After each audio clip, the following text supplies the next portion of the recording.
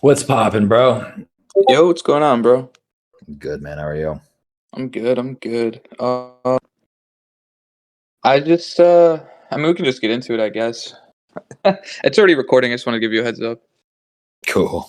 Appreciate it. I'm glad you don't have the voice changer on. I don't. I was trying to find to see if you had like any other podcasts online or anything, and I only saw the one of you and Ty Lopez, which I Dude, thought was fucking yeah. hilarious. That shit was funny, man. That was OG. That was before I doxed. Yeah, it was before you docs. I wasn't sure how long ago that was, but I guess let's just get into it, right? First off, it's an honor to have you. I've been following you for like quite a while now, and you're definitely a personality on crypto Twitter, like notorious for like the these nuts jokes. Like I just retweeted one of your jokes like 5 minutes ago. I can't believe people are taking that tweet that you just sent out like seriously. The one with all the price Yeah, like yeah. just turned 42.69 into 69 mil in 420 minutes. Like I think you asked somebody like, "Do you know Wilma?" And I that shit is so funny to me. Yeah. But She yeah, like, so but for the viewers that maybe are like unfamiliar with you, do you want to give like a quick self introduction? yeah, definitely. My name's Michael. My internet name is Function. And I've been in Web3 crypto realm since about end of 2017 time frame. Um, if you were around back then, you probably know me as Shill Nye. That was my first profile on Twitter, and did a lot of cool shit with that. Traveled the world, spoke at a bunch of conferences, and then when I got into NFTs, made a whole new one called Function. And while you might know me somewhat as a dick joke guy and making fun shit on the internet, I also build a bunch of like companies, and I have a marketing agency called Ratio. The COO of that, where I work with my CEO to help other companies build strategic plans and execute them in order to be effective in the Web3 ecosystem. And so we build a lot about different stuff. We got products called Sense and a bunch of different things we probably get into later in the interview. But yeah, that's a little bit about me. Just a Web3 connoisseur, you could say. Yeah, it's perfect. So how exactly did you get into like crypto and NFTs in the first place? Was there like a key moment or experience maybe that kind of influenced you into getting into the space? 100%. Yeah, I mean, I had first gotten into crypto like very briefly in 2013 or something when we were buying shit off the Silk Road.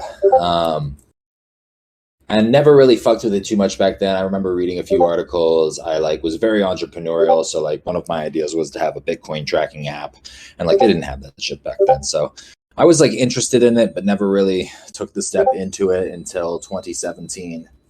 And I had just gotten out of a car accident that like left me not like super injured, but enough where I was like not going to work and shit, and like got a decent sized check from the car insurance company, all that good stuff.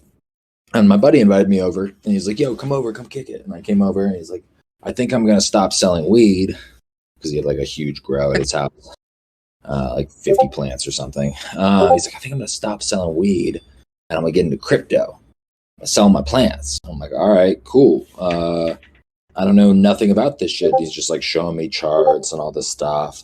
Long story short, I went home and just got super into it, jammed for fucking like days and days and days, just like not sleeping very much, just like watching charts, like making money and then like losing money. Found a couple like groups to like jam in, and a couple people who I was like semi trusting of, and we just like made a bunch of money together and lost a bunch of. It was a whole journey. So long story short, that was my intro into the crypto world. That's cool. Yeah, I mean, it kind of makes sense, right? You're like not bedridden, but like home ridden. So you had all this time. It's actually funny how I got into crypto. So I have like kind of a similar story. In 2017 is when I was like first really introduced to it.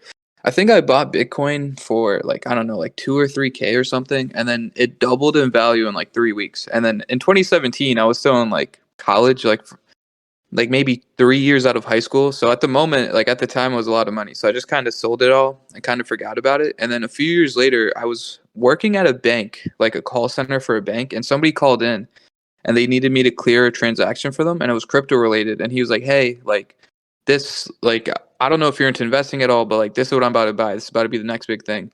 So later that night, I went home and I'm like, "What the fuck is Digibyte? And like, what is crypto? Like, what really is this stuff?" And then it just that I rabbit holed from there, and that's literally how I got into crypto. Nice. Fuck yeah.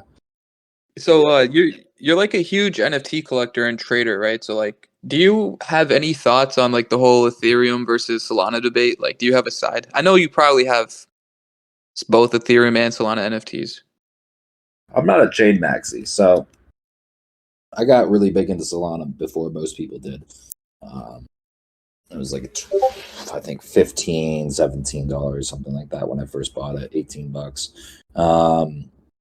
NFTs weren't even on Solana yet. There wasn't even an ecosystem for NFTs, but there was a community built around Solana and they were vibing. So when NFTs came out, I was like, okay, cool. Like, who knows? Maybe this is super early, like Ethereum vibes for like NFTs.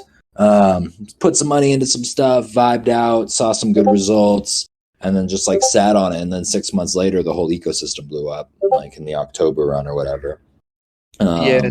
DeGods came out, all these things are popping. Well, I reopened my wallet. I reopened my wallet in like October or August or something.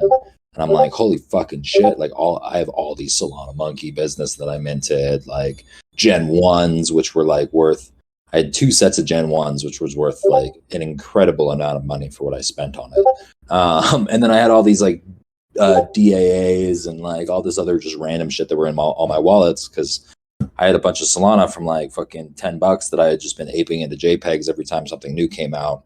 Because I was like, well, one of these is going to be fucking early and going to pump hard, and I might as well just bet on a fuck ton of them, you know. And I had already been trading ETH NFTs, so I was already deep in Bored Apes and like had a BAYC PFP and like was trading in and out of those all the time. So like at least in the like time the ecosystem was, when the time that I was at, like it was no big deal, you know. You spend like 5-10 G's on some to buy a bunch of Solana NFTs when you just like made like 50 G's flipping a Bored Ape in a couple of weeks. So it's just like it was a different level of ecosystem, and the capital that I had at that time was enough to like play at a cool level, and it worked out. So to answer your question, long story short, no, I'm not a chain maxi. I believe in both. Like I believe in the ability to like I'm a profit maxi. You know, like if I'm like some NFTs I buy because I love them, but a lot of them, especially in a bull market, it's like, you make profits and then you utilize those profits in actual reality in order to better your life and better the lives of the people around you. You know, be a good steward. And so that's kind of the way I view a lot of it. Yeah, I definitely agree with you there. So personally, I just use Solana more nowadays just because transacting on Ethereum is just so expensive. Like, I do have a few Ethereum NFTs. Like, I don't know if you heard of MLB Champions. They're like, I think the first official like Major League Baseball NFT collection. So I have a bunch of those, and I actually made a fractional of those. I had 4 of them, and the whole process of turning them into a fractional like cost me like $1,000 USD. And like just looking back now, like that's like bull market shit though. Like wasting 1,000 on just gas fees. So like nowadays, I'm just mainly on Solana just because of that. But I agree though, like obviously profit over everything. Like it'd be stupid to be a chain maxi and miss out on like jumping into an NFT project or aping into a coin just because it's not on some blockchain that you have like beef with or something. So that makes complete sense. Exactly, and you got to be able to like move between markets. Like that's the whole point. You know what I mean? Like the whole point of crypto and Web3 is to like be able to fluctuate to new things and learn new shit and try to learn it quickly before everybody else. And that's usually when you profit, you know. Most of the people that don't profit a lot aren't the ones that are like, oh, I wasn't early, like I was too late. No, it's actually you just weren't like interested and curious enough in the industry to educate yourself. You know what I mean? And if you're interested and you're curious, you're usually going to make the most money. That's a good Yeah, as long as you're present, like as long as you are like absorbing all the information you see, even just simply being on like Twitter and just seeing what people are talking about, seeing narratives, seeing things of this nature. That reminds me of this quote from Nivi. He said something like, he's like, I don't have a perspective, I have all perspectives. So it's like you can't not, what's the best way to put it? You can't be ignorant to something or just say something like, oh, I'm not supporting this because it's on Solana or on Ethereum. Like, I'm not doing this. Like, that's the only way to really make money. If you really want to maximize profits, like, you have to be there. You have to be open to every project, every coin, pretty much everything. And I guess a question I can lead into, which is very anti what I just said. Do you have like a favorite NFT collection on maybe ETH or Sol? Like, I know you're into Trippy Bunnies, right? I know you're a huge proponent of that collection. I don't know if there's any other NFT collections that you're a huge fan of. Trippy Bunnies is I'm a founder of Trippy Bunnies, so that's one of the Makes reasons sense. I'm very into it. But yeah, I'm into different projects over periods of time. You know, like I'm able to separate my bias between, I really like the art on this project, to the bias of like, I think this is a good investment, like for like to buy into. Sometimes it's the same and sometimes it's not, which makes it a little bit more colluded when I want to sell. And it's like, it's many different factors. I know I'm going a little tangent off of your question, but there's many different factors involved. And like, I'm in the position of like, no matter how much I like the art, I'm not going to buy the art because when the price is inflated, right? So I'm in the position of like, when I'm buying things that I like, I'm also buying them at strategic prices where I know that I can sell them later if necessary, or if I like when I want to. And yeah, there's tons of projects I'm like, this shit slaps, or I'd fucking hold this for a really long time. But I don't really think there's anything that I'm like, I'm holding this forever, if that makes sense. Oh, you don't have any NFT collections that you want to like hold for like 5 years, maybe 10 years, maybe?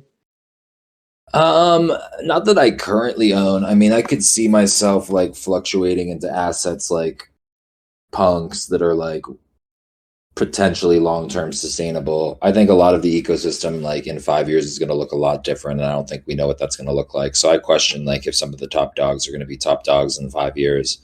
And like the way I look at it, bro, is like what most people don't realize. Like, dude, when you have a PFP that's worth $400,000, like, and you can go buy a fucking house and live in the house and never have to worry about that shit, like it changes perspective very, very quickly. And I learned in the last bull run when I sold my Bored Ape how much like identity is tied to these internet pictures, and if you allow your identity to get too tied to it, like you just make bad decisions, bad financial decisions for yourself and for the people around you. And so that's one of the things that I've observed deeply, which is why I just don't like promise to hold anything ever for like a long period of time. Yeah, I think when buying anything, you should always have an exit strategy. That's actually where I fucked up last bull run. I didn't really have an exit strategy. I like pretty much, I want to say 10x, maybe 20x my whole position, like all my whole principal, everything I put in. But I held on to it for a long ass time, so I ended up losing like 80% of it from ATH. So I still like left net positive, but I left in such a bad position. I could have been so much better off. So especially with NFTs too, like I feel like if I buy something, I need to have a price in mind where if it ever touches that price, I should instantly sell. Like you just said, like if you have a punk worth $400,000, that's the cost of a median home in America in pretty much every state ever. You can literally go buy a house in any state, in any city, and live there and not have a mortgage. And I think when you're in a bull run, your thoughts get like construed in a weird way. Like I was I just graduated college, so I was still broke, right? Like fresh, no money, just out of college, invested all this money. I had a decent amount of money, right? And because of crypto. But at the moment, I was just thinking, like the only thing I was thinking is like, oh, I'm not selling unless it 10x's again. Like I'm not selling until like I can retire, blah blah blah. And I construed how much money, like I probably lost like 2 years of a salary. Like I could have just sold it at the top or even near the top, and I would have been so much better off. So with that being said, yeah, everybody needs an exit strategy. I'm surprised you don't have any NFTs that you would want to hold long term, but then again, I guess it makes sense to not be married to like a coin or an NFT. Yeah, that's kind of the way I look at it. I mean, I think that also will change based upon capital distribution. If I'm like playing with $55 million, like who cares about a $500,000 punk? I can like throw that in a vault forever. It doesn't matter. It doesn't affect my net worth.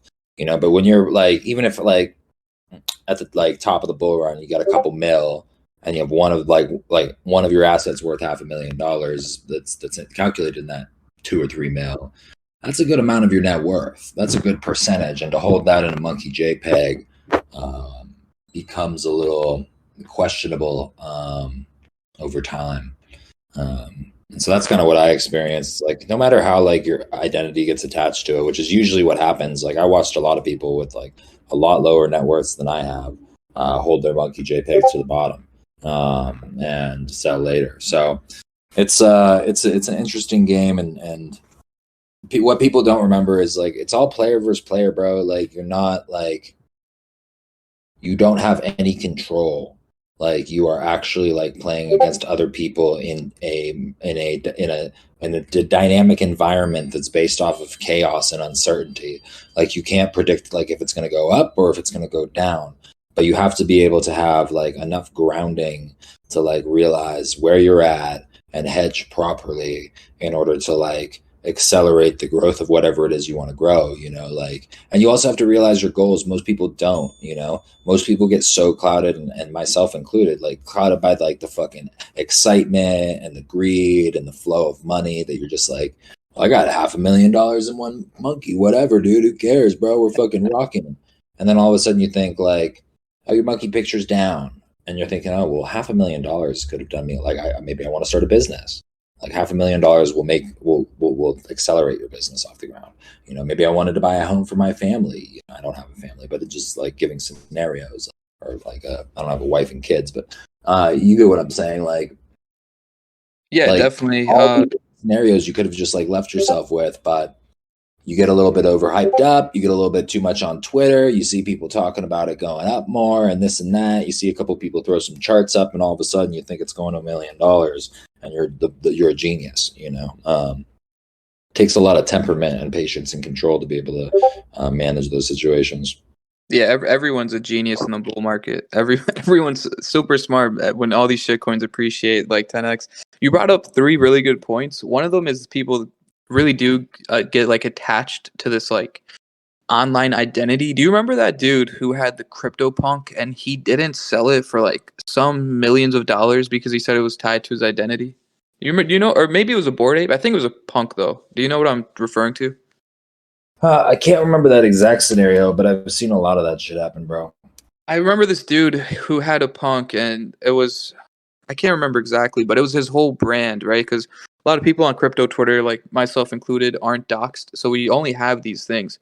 So he said it was part of his brand. When people see the punk, they think of him, so that's why he didn't end up selling it. But the fact that I don't remember who it is and you don't remember who it is, like, kind of shows that it's kind of a fallacy. Like, bro, just get rid of the punk for the millions of fucking dollars and move on and get a different one. So that point 1. Point 2, it really is player versus player. Like, people don't understand that if I go to sell something, somebody else, especially an NFT, somebody else has to physically go buy it, right? And so it's not us versus like one big corporation or something. The markets are always player versus player. If I make a really good play, that means somebody else made a really bad play. That's just how it comes down to it. So like a lot of people jump in these discords that just turn into confirmation bias echo chambers where everybody's like, I'm only holding this, or I'm holding this until it like moons. Like, I'm not selling for anything. Like, I'm holding for 5-10 years. And I mean, I've fallen victim to that too. So it's just something that you have to be cautious about going forward. What was number 3?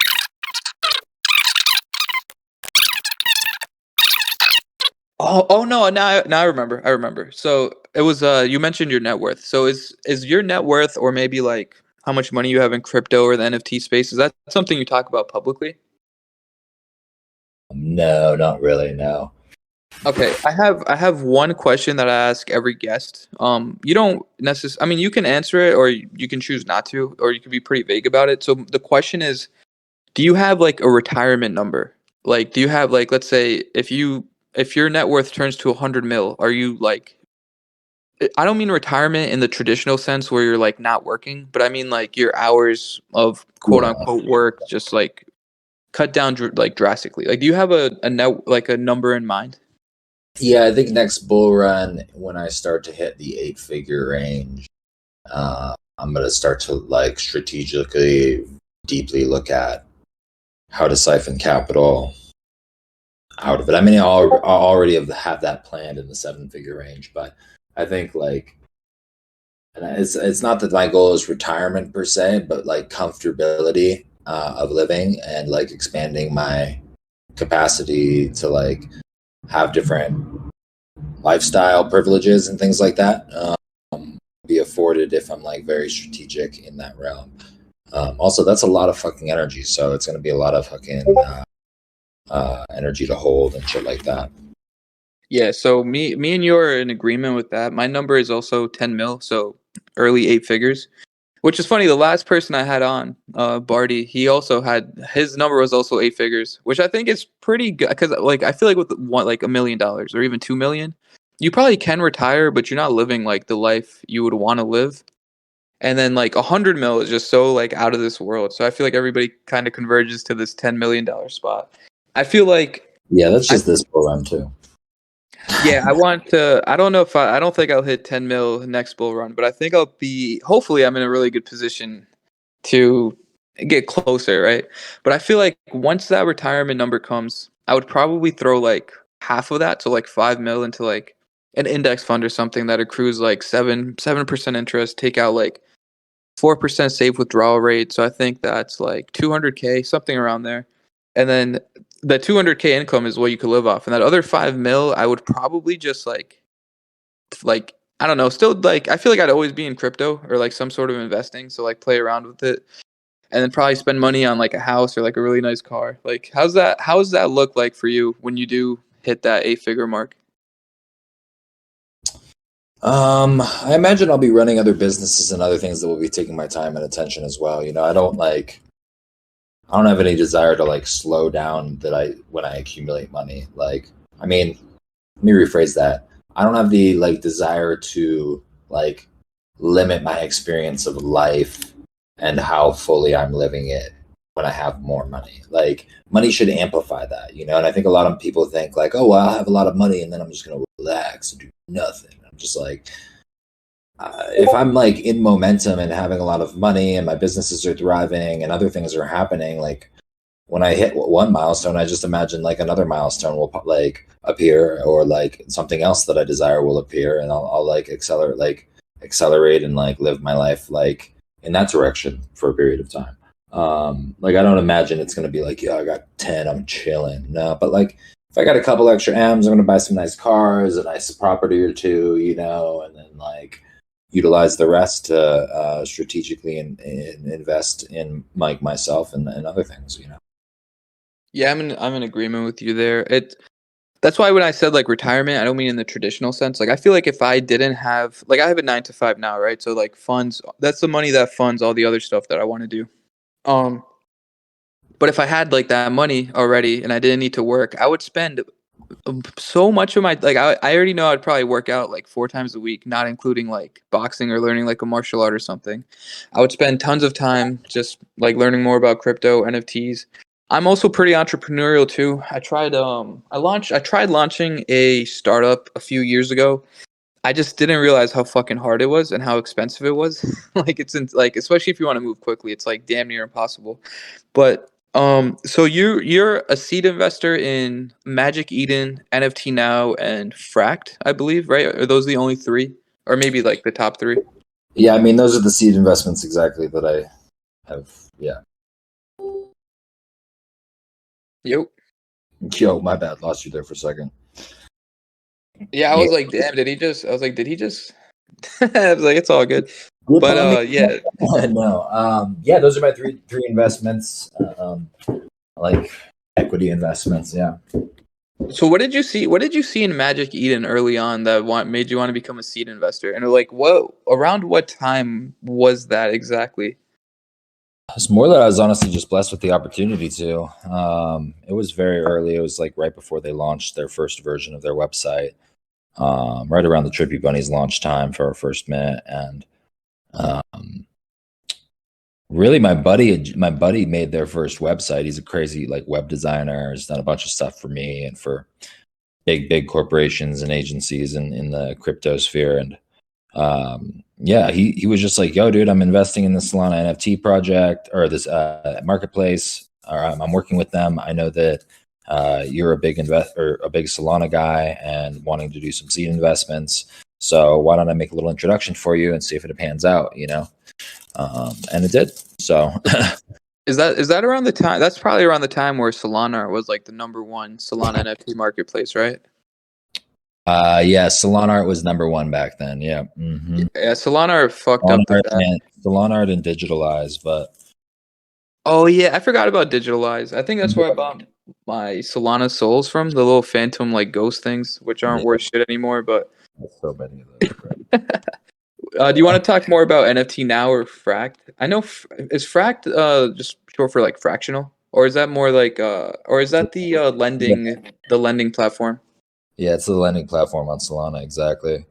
And NFTNow is pretty much becoming one of the larger core media outlets for NFTs. And so they're doing really fucking well. I'm happy about that. When you say media outlet, what exactly do you mean? They're kind of like, you know, like you into hip hop or like sneakers or anything like that? Oh yeah, both of them, yeah. So, you know, like on like Instagram, when you follow like the hot new hip hop accounts and they're just like always like, yo, K Money or K had fucking a new video, go check it out, you know, and like half of them are clearly paid promotions because they're shit, and the other half are like averagely like interesting things about rappers you care about. You know what I'm talking about? Yeah, like our generation music or something like that. Exactly. So they're kind of doing an NFT version of that, and I don't mean it in the corny, cheesy way. I mean it more as like they're like the NFT roundup, like what's happening in the NFT world. They're gonna have like a newsletter, a magazine, like part of them is like heavily involved with Gary Vee and VaynerMedia and stuff, I believe, or at least they were when we were first talking. And yeah, that's like kind of the vibe with it. They're just creating awesome media, killing the fucking game, and heavily participatory in the crypto ecosystem. Yeah, I feel like one thing that gets overlooked in pretty much every space, I feel like there's not one all-inclusive hub. So I don't mean that just in crypto. I mean that like in literally anything. So like imagine you're like so I also do consulting on the side. One of my clients runs a music business where he does like concert venues and stuff, and he does it in this like specific community or a specific like city area thing, right? And in that area, everybody knows everybody, but there's not like one site where like all the music is hosted or like all the events are hosted.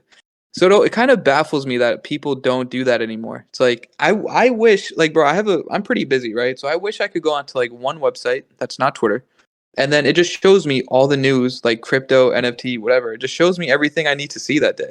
Like I wish that was a thing. So this NFTNow thing, if that's sort of what it's aiming to be, maybe not fully, right? It's maybe just more like maybe like articles and stuff.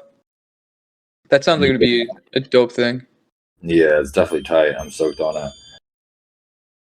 I'm on their website now, so I mean, looks pretty good. Looks cool.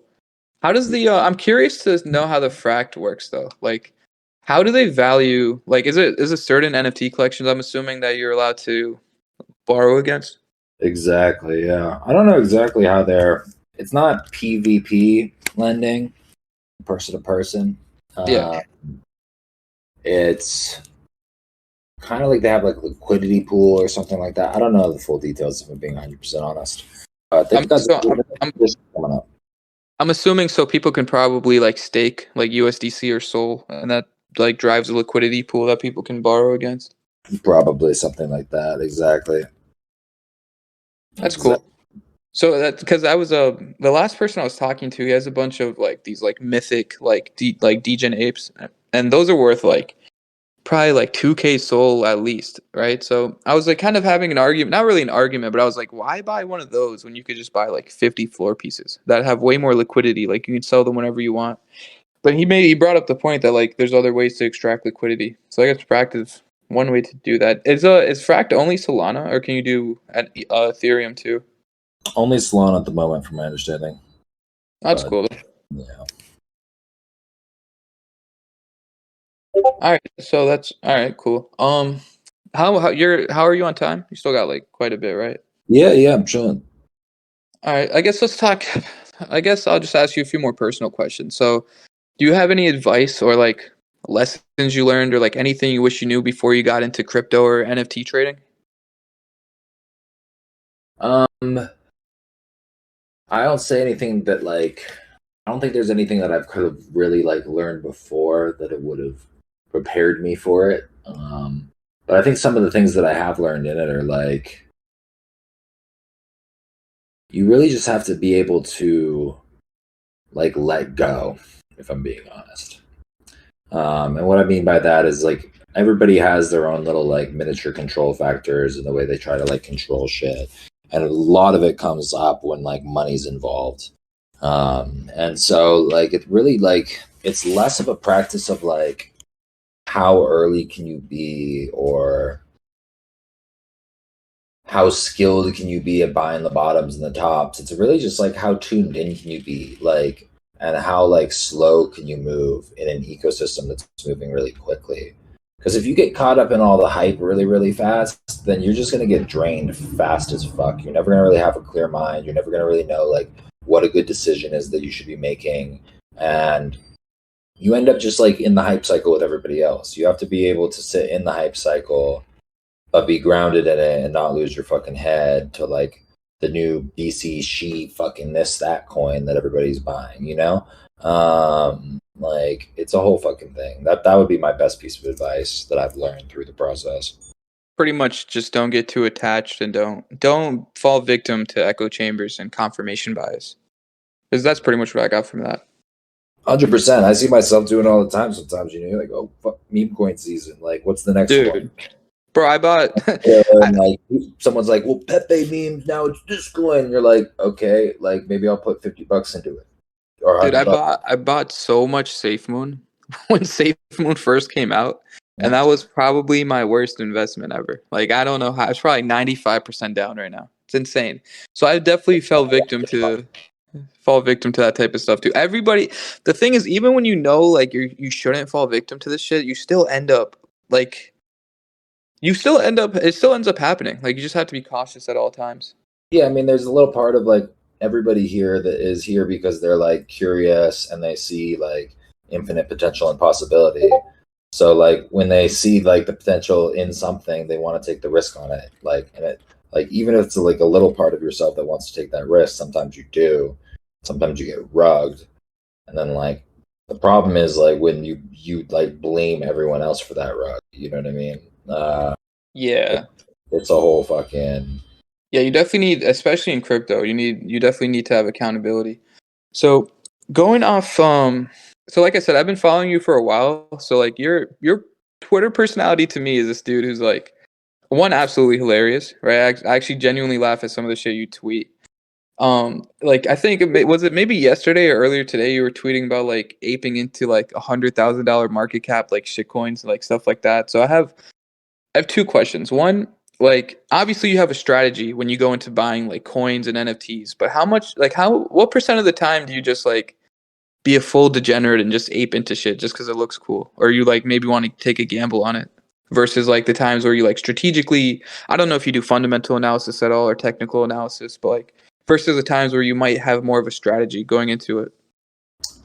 Yeah, I mean, I usually have some sort of a strategy, but sometimes I just go complete degen, you know? I mean, last couple of days I'll sit on fucking Twitter and find a couple coins, a couple $100 at them, usually lose, you know what I mean? Like, but I understand that's also part of the game. Like, I'm always in the inquisition of like finding the right time at the right moment and how how that works, you know, and how you like allow yourself, like, because I saw Pepe at $2 million market cap and I just didn't buy it, you know. And so you're just like, okay, cool, like how do you navigate those things a little bit better every single time? Depends on long term and short term as well. Like I'm much more degen when it comes to like short term. Sometimes I'll throw a couple $100 and do some leverage or do this or that for fun. But when it comes to long term, I'm like, okay, cool, this is what I like. This is what I fucking see like has potential. Like this is the direction that things could be headed. Like I'll buy and hold or whatever. Yeah, so Pepe is a great example, right? Because that just went crazy. So how do like when you see something like Pepe, how do you determine if it's just like a pure shitcoin or there's a chance that it will like pump exponentially? I mean, you really just have to use your judgment and intuition, to be honest with you. Like I saw it at 2 million market cap because this guy named Degen Harambe tweeted, he's like, this shitcoin Pepe I bought at $27,000 market cap just hit 2 million. And I was like, cool. Well, that shit's done. Good run. Little did I know, like in 5 days, it'd be 130 million. You know what I mean? And I could have made another 50, 60x on it. You never know that shit. And like, you just kind of have to trust your gut and intuition and like notice when you're starting to chase shit and when you're like, when you can just be a little bit more calm and just wait and patient with it, you know? Yeah, no, I definitely hear you there.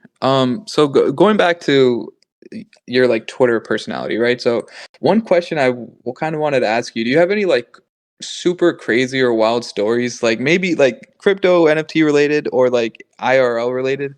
I think like what you were in like Dubai like a few months ago. Looked like you were having a blast. So I definitely wanted to ask if like crazy like real life stories. Dude, many, bro, many. I mean, when I was first traveling around through crypto, I used to hang out with like all the big dogs. So I've been like clubbing with CZ, you know, from Binance. I've been fucking at events with fucking Sam Bankman-Fried before he was a giant scammer. You know, Arthur Hayes. I've kicked it. I've been at private parties with like Arthur Hayes and kicked it with him and like Singapore. Like I have mad stories, bro. Like so many fucking stories. Pretty fucking crazy. What how was clubbing with CZ? I did not expect to hear that you went clubbing with the CEO of Binance. For one, Yeah. because he doesn't seem like the type of dude to go clubbing. And Oh three, yeah. he's like He throws down. CZ right now is kind of to me maybe like one of the most powerful people in crypto, especially when he just publicly like assassinated SBF. Like that was some of the craziest shit I've ever seen happen. Yeah, he's always been a shark, a big shark. Yeah, we used to fucking party in. We used to fucking party in. We were in South Korea a bunch. We've been to a bunch of clubs in South Korea together, two or three. I think at Taiwan or Hong Kong, we went to a couple events together. He hosted an event in Hong Kong, I believe. It was a massive rager. He's a fun guy, man. He's a nice guy. Seems to be pretty fucking cool. He's just like, to a degree, pretty guarded. You know, like when you go to an event, or at least when we used to go to an event with CZ, crypto was much smaller, dude. Much smaller. Like way like less people. What year was that? Like what around what time was that? Like 2018, 2019, we'd be rocking around seeing him a lot and all these other guys. And so it was decently large. It was after the first big pump to 20K, but also like no NFTs and any of that shit, like no interest in that shit at all. So the industry was much, much smaller.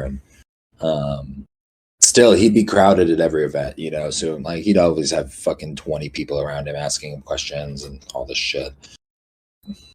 Yeah, I can imagine. How was Sam Bankman-Fried to be around?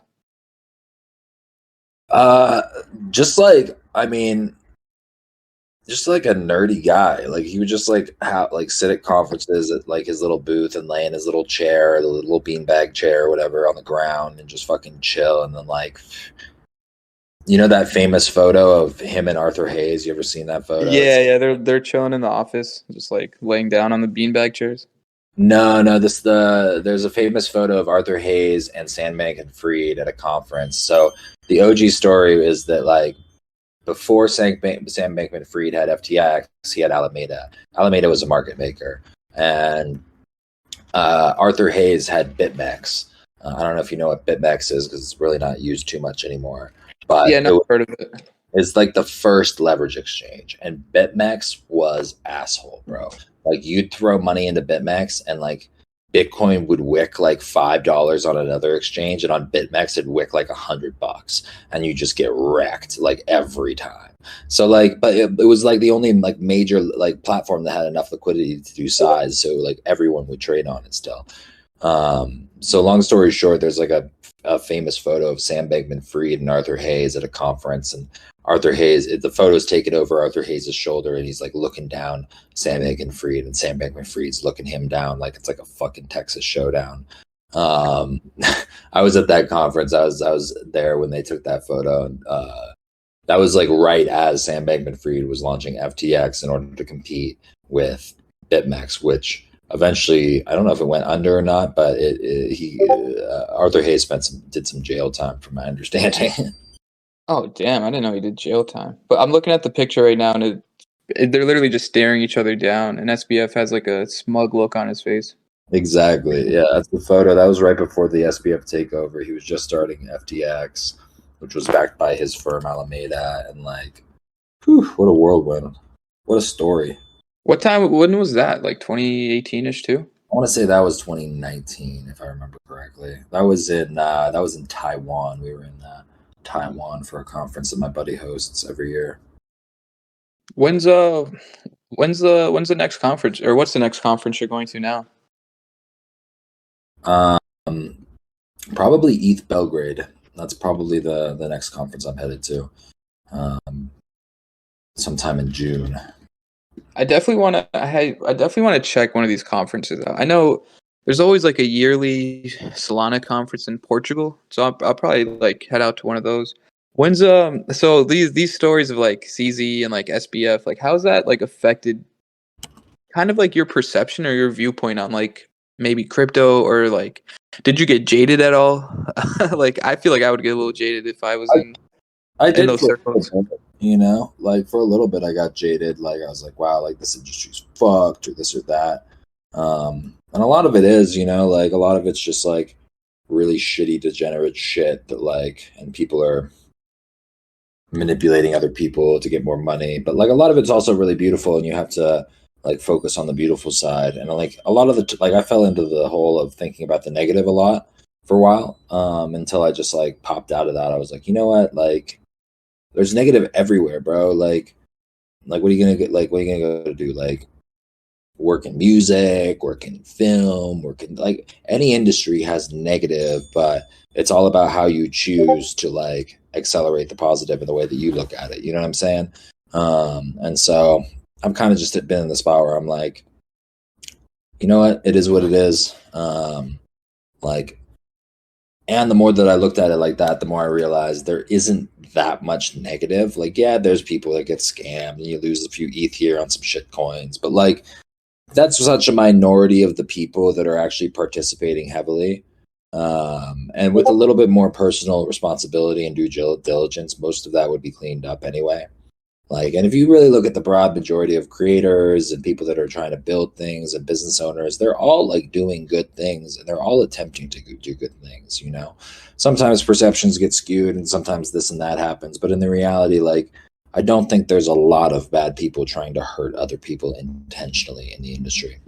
Yeah, no, I agree. And a lot of stuff for like the retail consumers, like if they're just a little more diligent, like I don't see any reason why you wouldn't have a cold storage wallet, especially nowadays. Like I know a lot of people lost money in FTX, or maybe their money's like locked away, but it's like, bro, why did you not just anything is better than an exchange. Like if it's like Atomic Wallet, Exodus Wallet, Ledger, like a hot storage isn't the preferred for me, cold storage all the way, but like anything is better than an exchange. So I feel like a lot of the times, if people are just a little bit more diligent, it could be as simple as like this is a good example. Like the other day, somebody had Ethereum that apparently they didn't they just held it for like 5 years, and then they fell victim to like some phishing scam. Like they got an alert, and it was like claim your rewards, and then they like signed the transaction, and then they got wiped of like for millions of dollars. And it's like, dude, why would you not like either move all your money out somewhere else and then sign that transaction, or make a burner wallet and sign that transaction. But I do agree, like most of the people in the space are like genuinely good people. A lot of them are positive, but just like any other industry, there's going to be people that are scam artists, and especially with something like crypto, it's obviously decentralized and like no KYC, so it's super easy to make these fake like claim your rewards or like sign this transaction, you get a free like whatever. Like it's super easy to do that, so the incentive is there. But I agree with you that most of the people in the space are positive, and that is the way you should look at it. 100%. Yeah, that's why I think a lot of people get negative, is because they look at it the other way, and then they're like, "Well, everybody's so bad. Influencers are bad. This is bad. Everybody's bad. You're fucking bad." And you're just like, dude, like, I'm like, what? You know what I mean? Like, on the other hand, though, I can see it from like a normie's perspective, like a normal person's perspective, where it's just like Kim Kardashian is like shilling this NFT. Logan Paul dropped an NFT collection, and it ended up being like a major rug pull, or even like something like FTX, which is like Tom Brady, Steph Curry, like Eminem, like all these people have, or actually maybe not Eminem, but I know Tom Brady and Steph were endorsing FTX, right? And then FTX crashes. Now, like the normal person is just like, dude, this crypto shit is a scam. So I can see it from like outside looking in why people are so why like the world gets a bad rep, because there's a lot of negative shit out there. But I feel like if you're in it, like you kind of all that shit is kind of expected, and you should account for it and like hedge your bets in a certain way. But people should ultimately see like the good in things, where it's like the technology is not the evil thing, right? It's like there's a few bad actors who unluckily are pretty powerful sometimes, and they can do some fucked up shit. But you can say that about literally anything. You can say that about politics. You can say that about like the oil industry. You can say that about like gatekeeping music and media. You can literally say it about anything. literally. Yeah, it's pretty crazy, bro. It's pretty crazy, but what you gonna do about it? You know what I mean? Can't change other people's minds or opinions. Just gotta do your own thing and make it fucking awesome. Yeah, you can't worry about what's not in your control. Whatever is in your control, obviously you should like obviously worry and make sure that's all taken care of. So we talked about a few like crazy like crypto stories. Do you have any other like crazy just like IRL stories? Like anything, like any like crazy trip you went on that you think is worth talking about? Many, bro, many. But nothing off the top of my head that I can think of at the moment. Where's the last place you went to? I was in Dubai and Mexico recently and all that good stuff. Dubai was fun. Dubai's a beautiful spot. I heard Dubai's like Miami without crime. I think Andrew Tate said that. It's like literally a Miami without crime. Is that kind of the same vibe you get from Dubai? That's a good analogy of it for sure. Yeah, there's like it's just a lot safer. It's definitely becoming a blockchain hub too. There's a lot of people there focused on blockchain. It's cool. Oh, really? I met a lot of really fucking cool business owners and entrepreneurs when I was out there. It was fucking sick. Yeah, it seems like everybody's like sort of navigating to Dubai. Like I feel like this fitness guy I watch, Mike Thurston, he lives in Dubai. I know like who's that young kid that Iman Ghazi? I see like his ads all the time. Like I know he lives in Dubai. I feel like every single person, anyone with money is migrating to Dubai, because it seems like the future, so it makes sense why people are going there. 100%. I don't have any more questions for you though. We just about covered everything, really. Is there anything else you want to mention or talk about? No, man, nothing off the top of my head. I appreciate the chat. Fun little call. Yeah, definitely. I definitely appreciate you hopping on the pod for sure. This is literally episode 2. Like Let's go. I just started. Like it's funny how when you replied to my DM and I saw the ratio and like the little like thumbnail shit, I was like, damn, he just hit me with like a D's nuts jokes or like a Wilma joke. No, And that's why I was like, that's why I DM'd you back and I was like, bro, like I hate you, but like I love it. And you're like, what the fuck? Just a fun little story. Hilarious. No, yeah, that's my marketing agency. We're building a lot of cool shit over there and helping a lot of clients build their social media platforms and get attention in Web3. So I could see why it would sound like a dick joke, but that's maybe I should spin it into one. Who knows? I mean, that's just usually what I like. Cause you replied so quickly, and then I'm like, oh, he's fucking with me. Like that was like my first thought. Cause like half of the tweets I see are like dick jokes, which is, I mean, it's not a bad thing. Yeah, it's got a little average. Half of them are dick jokes, half of them I talk about DAOs and government governance infrastructure. You got to get people's attention somehow to the important shit. Dick jokes are just a funnel for that. Hell yeah. So when you say discussing governance, what exactly do you mean by that? I see it in your bio, but I don't know exactly what you mean. I'm very, very curious and interested about how self-governance naturally formulates in a group and how that group naturally self-organizes around a specific vision, purpose, and goal. And that's essentially what the quote-unquote concept of a DAO is.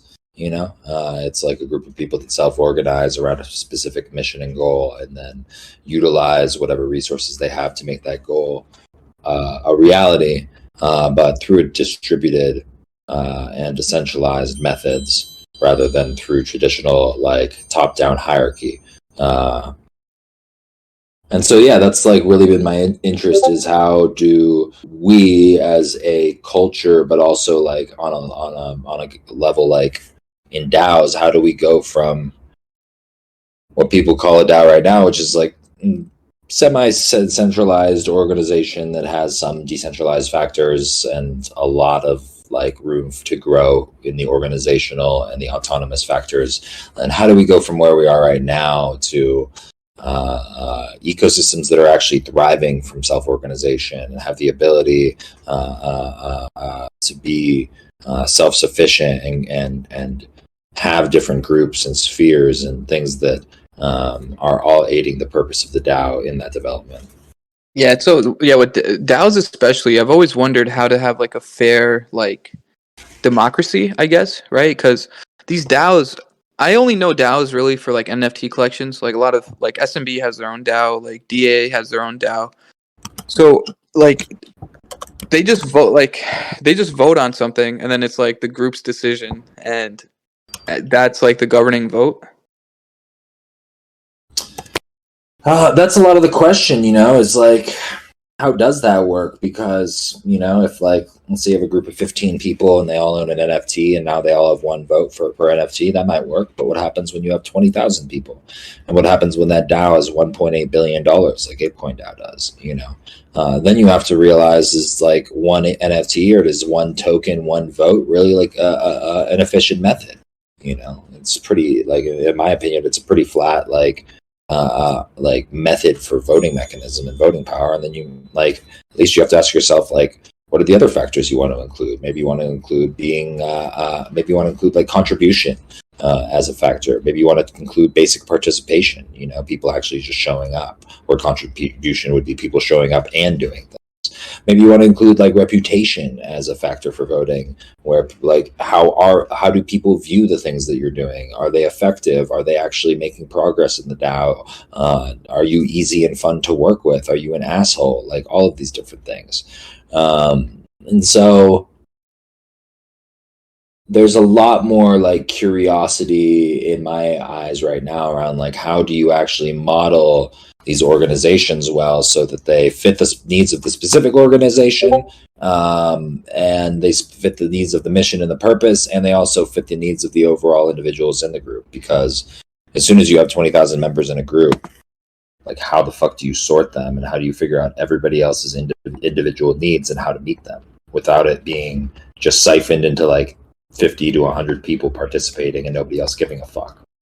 Yeah, no, those are all valid points. It's how do you create a fairly quantitative, measurable, weighted system for somebody to cast a vote? Because if it's purely just on who has the largest positions, right, who has the most NFTs or the most tokens, then then it's like an oligarch. These whales just have all the influence in the DAO. But then how do you track who's involved, how many tweets they made, how many hours they spend on Twitter or Discords, if you can even measure that?